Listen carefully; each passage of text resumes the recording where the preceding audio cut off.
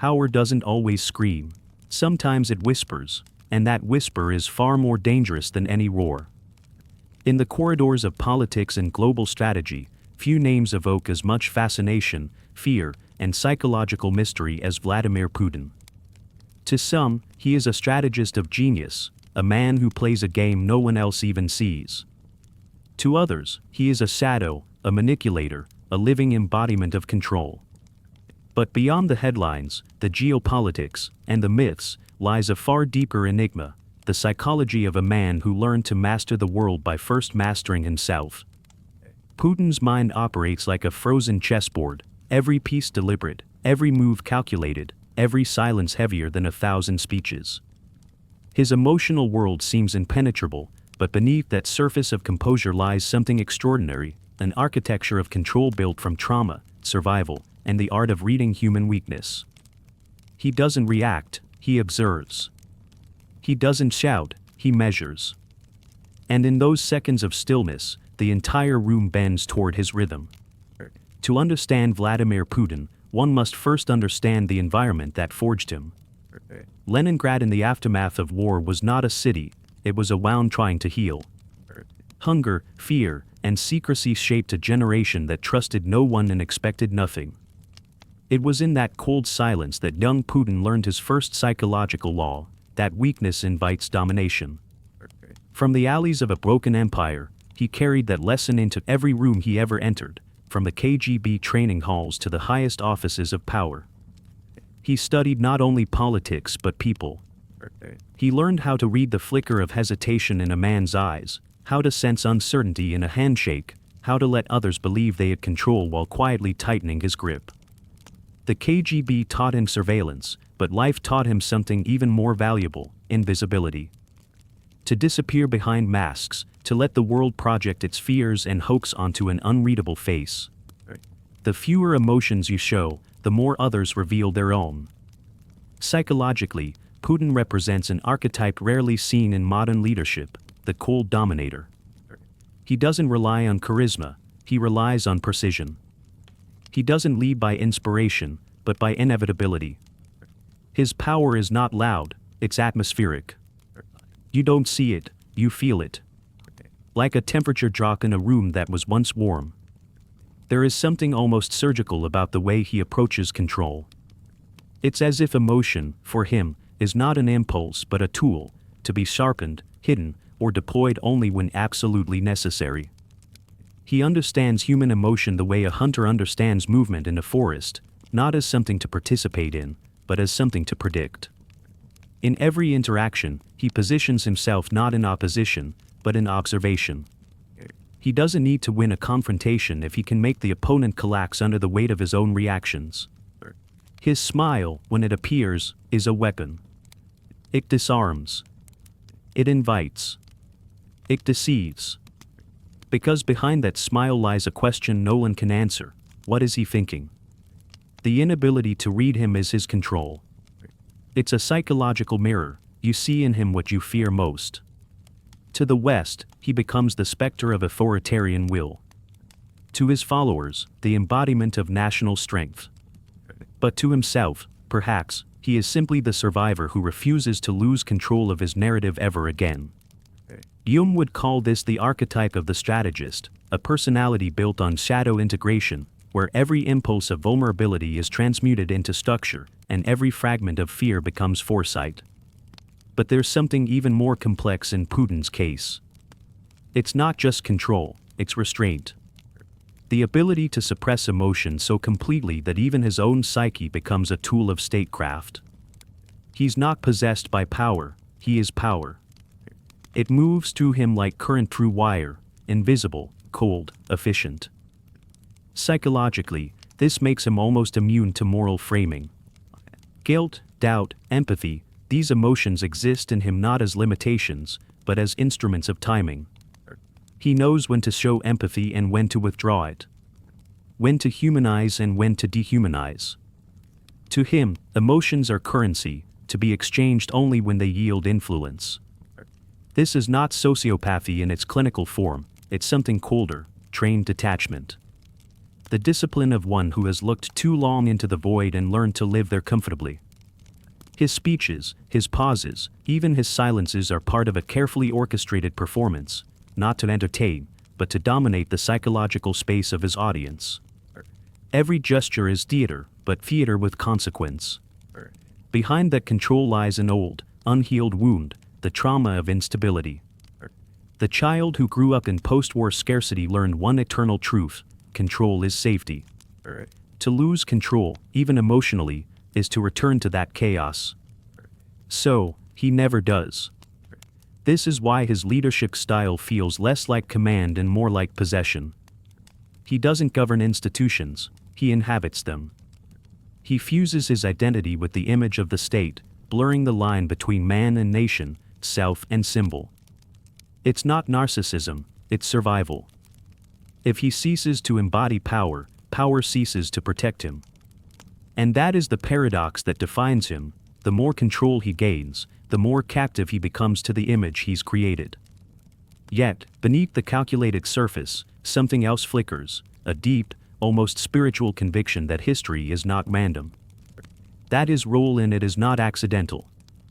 Like an actor aware of his script but unsure who wrote it, Putin seems to move through time with a sense of fatalistic certainty. This belief gives him an aura of inevitability, and makes him immune to fear in ways most men can't comprehend.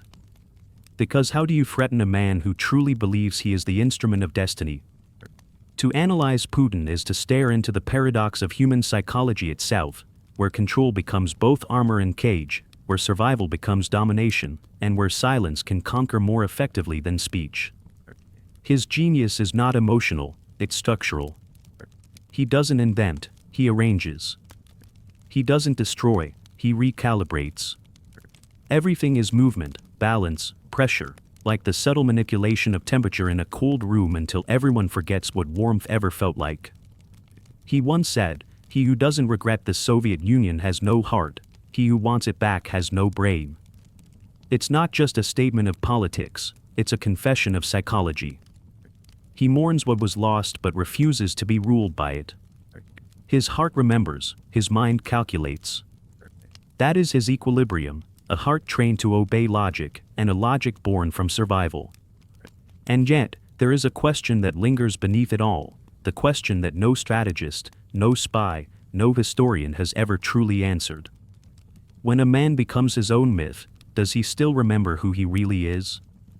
Power, in its purest form, is not the ability to act.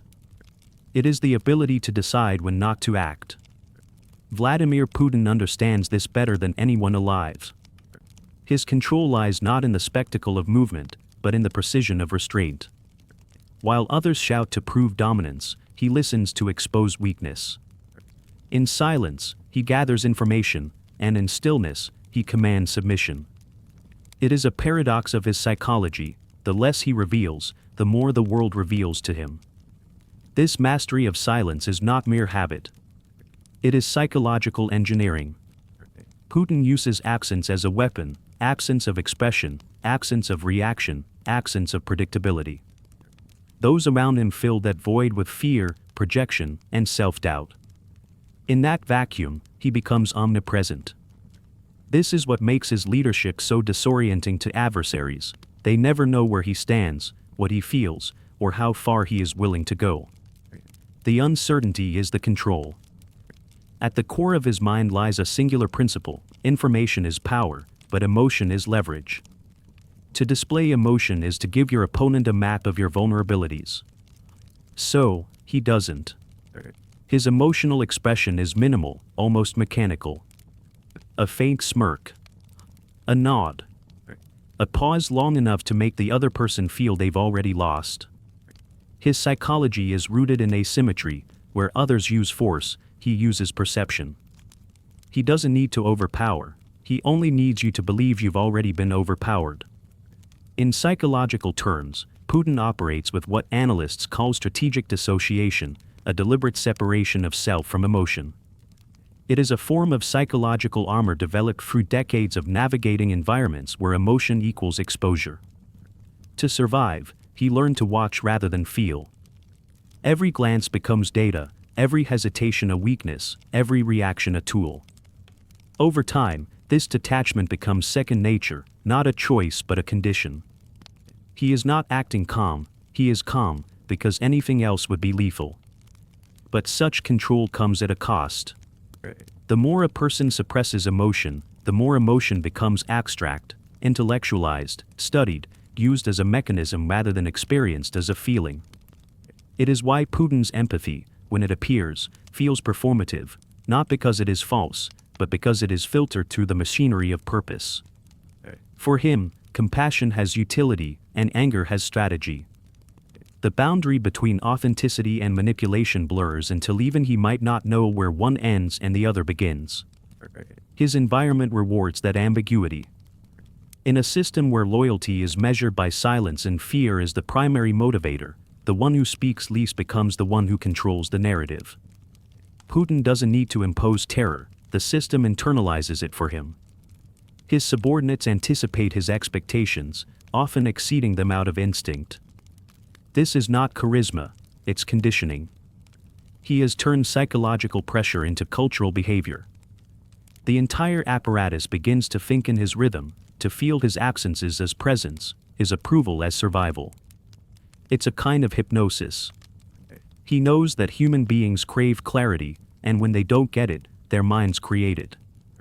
Ambiguity becomes a mirror that reflects their own fears. This is Putin's genius, to weaponize uncertainty. He creates confusion not to deceive, but to rule. In this space of tension, everyone is forced to interpret his silence, and in doing so, they reveal themselves. He doesn't need to read minds. He makes others project theirs onto him. Psychologists often describe power as an addiction, a need that grows with each victory. But Putin's relationship with power feels colder, almost mathematical. He doesn't consume power for pleasure, he maintains it for stability. Power, to him, is oxygen, invisible, essential, and fatal to lose. It's not intoxication, it's equilibrium. The same discipline that once kept him alive now sustains an entire state. The KGB may have trained his methods, but life itself trained his reflexes, control or be controlled. This duality, man and myth, observer and manipulator, defines his entire existence. He doesn't just perform control, he embodies it. Even his body language is a psychological code. The way he sits, slightly leaning forward, signals vigilance. The minimal gestures suggest confidence without effort. He maintains eye contact just long enough to assert dominance but not long enough to invite intimacy. These are not coincidences, they are rehearsed behaviors refined over decades until they became instinct. And yet, beneath the precision, something human flickers, the faint trace of exhaustion that accompanies constant vigilance. Living as both symbol and strategist requires a permanent detachment from ordinary life. Relationships, spontaneity, vulnerability, all become potential liabilities. He has mastered others by sacrificing parts of himself. The price of control is isolation, and isolation, over time, becomes identity. When no one can truly reach you, not even emotionally, the self becomes a fortress. That fortress, however, is not impenetrable.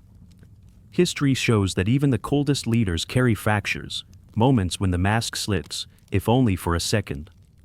In Putin, these moments appear not as bursts of anger, but as micro-expressions of fatigue, nostalgia, or melancholy when discussing Russia's collapse or his memories of youth. The child from Leningrad never fully disappears, he remains somewhere behind the glass, watching the man he became with quiet disbelief. This internal conflict, between the vulnerable boy and the iron strategist, is what gives his psyche its peculiar depth. It's not pure dominance. It's a survival pattern elevated into art. He is the result of decades of conditioning, trauma, and adaptation, a psychological evolution shaped by scarcity, secrecy, and fear. In Jungian terms, he has fused with his shadow. The impulses others repress, he has refined and integrated. It's not that he lacks empathy, it's that empathy no longer guides him. Purpose does. The world interprets his calm as ruthlessness, but it's something colder than cruelty, it's detachment from chaos. He does not rage against disorder, he eliminates it. And in that elimination lies both his genius and his tragedy. Because when you remove chaos from life, you remove unpredictability, and unpredictability is where humanity breathes. His control is absolute, but it also isolates him from the organic pulse of emotion, spontaneity, and vulnerability that makes life human. In this sense, Vladimir Putin is not just a political figure, he is a psychological phenomenon. A man who turned emotion into a language of power, and silence into a weapon of survival. Every decision, every gesture, every calculated delay is a reflection of a deeper law he lives by: never reveal the center. As long as the core remains hidden, the game remains his. But power built on silence breeds one inevitable question, one that echoes in the stillness he creates. When a man controls everything around him, what happens when he can no longer control himself? There comes a point in every life defined by control when control itself becomes a prison. For Vladimir Putin, that moment has not come suddenly but has unfolded slowly, like the gradual freezing of a river, silent, invisible, inevitable. Over decades, he has constructed a psychological fortress so complete that no weakness can enter. But in sealing out vulnerability, he has sealed out warmth. Power has given him everything, except escape from himself. In the quiet corridors of his mind, the game never ends. Every conversation, every handshake, every alliance is weighed, tested, and catalogued. Nothing is spontaneous. Nothing is left to chance. To live like this requires an almost superhuman level of self-discipline, but it also creates an unending tension, a kind of inner noise that never stops. Because once a man becomes the embodiment of control, he can no longer afford to simply be. He must always calculate, even in solitude. Psychologically, such existence breeds detachment from the real.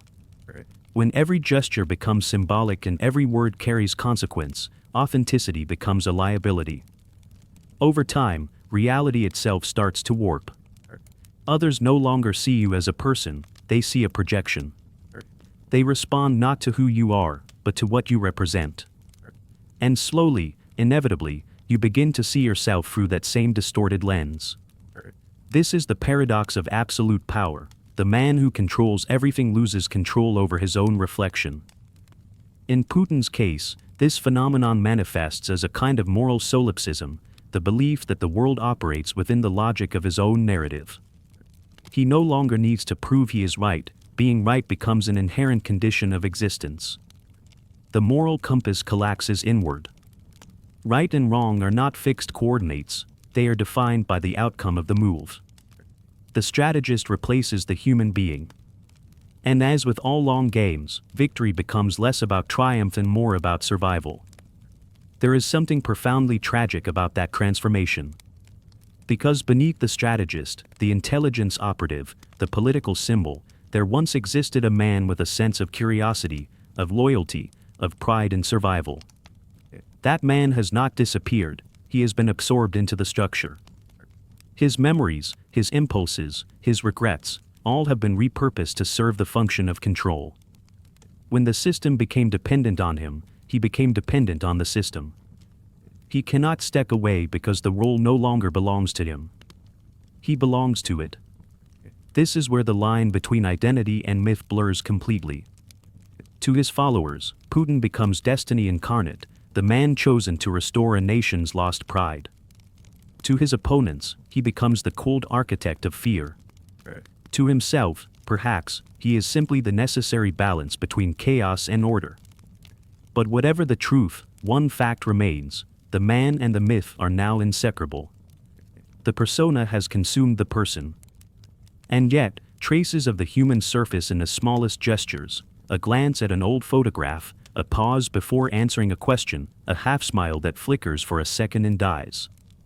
These are the echoes of someone who once lived beneath the mask. Psychologists would call this the fragment itself, a condition in which the constructed persona becomes stronger than the core identity. When this happens, the psyche compensates by doubling down on its illusion of control. The more fragile the inner self becomes, the more dominant the external control must appear. For Putin, control is no longer a means to an end. It is the end itself. It defines his reality, his safety, his meaning. Every policy, every display of strength, every silence serves to reinforce the structure of that inner fortress. But like all fortresses, it isolates as much as it protects. The higher the walls rise, the smaller the sky becomes.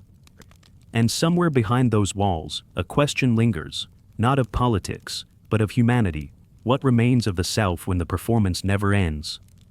Even his sense of destiny, which seems unshakable to observers, might be a psychological coping mechanism, a way to give order to a life that long ago lost the capacity for unpredictability.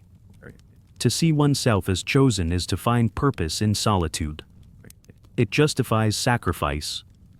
It makes suffering meaningful. But it also freezes evolution. The moment destiny becomes doctrine, the man stops growing. He becomes a figure, immovable, preserved, and haunted by the awareness that every move he makes now must serve a story larger than his own life. This is perhaps the most chilling aspect of his psychology. He doesn't merely control people, he controls meaning. He reshapes history in real time, reframing losses as lessons, betrayals as strategy, aggression as defense. He creates coherence out of chaos, not to deceive others, but to protect himself from the existential terror of randomness. Because for a man who has built his mind on precision, the idea that the universe is indifferent would be unbearable. But even the most disciplined psyche cannot silence the unconscious forever. There are always cracks in the ice. Dreams, fleeting memories, the haunting silence after a decision that cannot be undone. Jung wrote that the greater the light, the darker the shadow. For someone like Putin, the shadow is immense, not just personal guilt, but the collective weight of a nation's history channeled through one man's mind. He carries it not out of compassion, but out of necessity. To falter is to unravel not only himself, but the entire myth that sustains him. It is here that his story crosses from psychology into tragedy. The strategist who built a system of perfect control may one day discover that control itself is the illusion. Because no matter how meticulously he shapes perception, no human mind can dictate the chaos of time. History moves with its own unconscious, and even those who believe they are directing it eventually become its instruments. Perhaps deep down, he knows this. Perhaps that is why his eyes, even in victory, sometimes seem distant, as if already watching from the other side of his own legend. The question then becomes not whether Putin controls the world around him, but whether the world he created has begun to control him. Every structure built to contain fear eventually becomes the source of it. Every wall built to protect ends up confining. And in that confinement lies the ultimate psychological paradox of his existence. He cannot stop playing the game because the game is all that keeps him alive. And yet, even as the weight of history presses against him, there remains a strange calm, a silence that feels less like peace and more like resignation. It is the silence of a man who knows he has gone too far to turn back, and too high to fall safely. The silence of someone who has seen what lies beneath the surface of power and understood that it offers no salvation. Because the closer you come to absolute control, the further you drift from humanity. Somewhere inside that stillness, the man and the myth coexist in uneasy truce. The strategist watches the world, unblinking, while the human inside him whispers, barely audible, but still alive, what happens when the game ends? Every story of power eventually becomes a story of isolation. And few lives embody that truth as completely as Vladimir Putin's.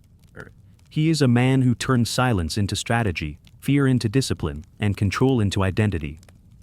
But the deeper one looks into his mind, the clearer it becomes that what began as survival evolved into something far more dangerous, a belief that destiny itself can be managed. The tragedy of Putin's psychology is not simply that he dominates others. It's that he has mastered domination so completely that it has begun to consume the very thing it was meant to protect, his humanity.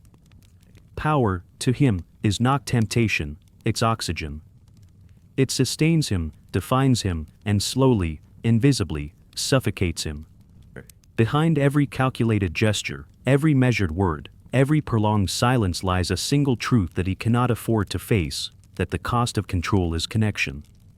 To dominate everything around you, you must first abandon the parts of yourself that crave to be understood. He has spent decades shaping his world into a mirror that reflects only certainty.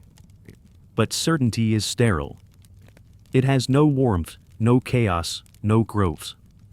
Psychologically, Putin exists in a permanent state of defense, an emotional posture of vigilance against a universe that once wounded him.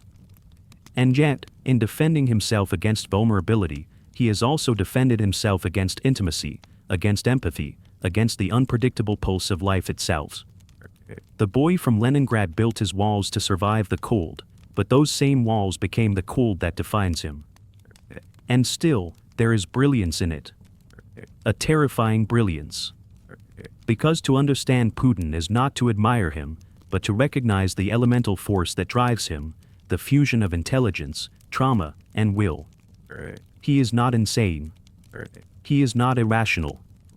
He is, in fact, painfully rational. Every move is logic refined through instinct, morality replaced by purpose, hesitation devoured by necessity. He lives in a dimension where emotion must justify its usefulness before it is allowed to exist. Yet even the most calculated systems eventually face their breaking point. History shows that no architecture of control lasts forever. The greater the order imposed, the greater the chaos that follows. And one day, the same silence that has been his weapon may turn into an echo chamber, one where he is left alone with the voice of the very thing he tried to suppress, his conscience. Because no matter how deep a man buries his humanity, it continues to breathe beneath the surface, waiting to be heard. Psychologists often say that power reveals character.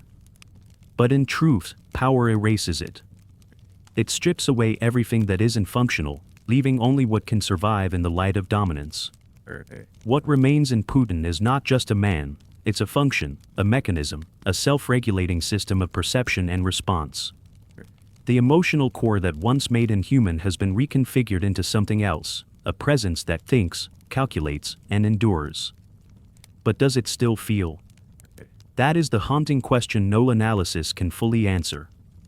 Perhaps, deep within his own stillness, he knows that the real enemy is not external. It's the silence itself, the silence that no longer protects, but imprisons. It is the weight of every decision made without witness, every fear unspoken, every night spent alone with the burden of his own myth. When a man becomes history before he dies, he stops living in time and starts living in narrative. And narratives, no matter how powerful, always come to an end.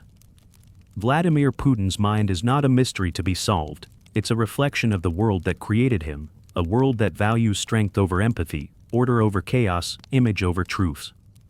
He is both symptom and architect, both prisoner and warden. He mastered the game not by rewriting its rules, but by understanding the psychology of those who play it.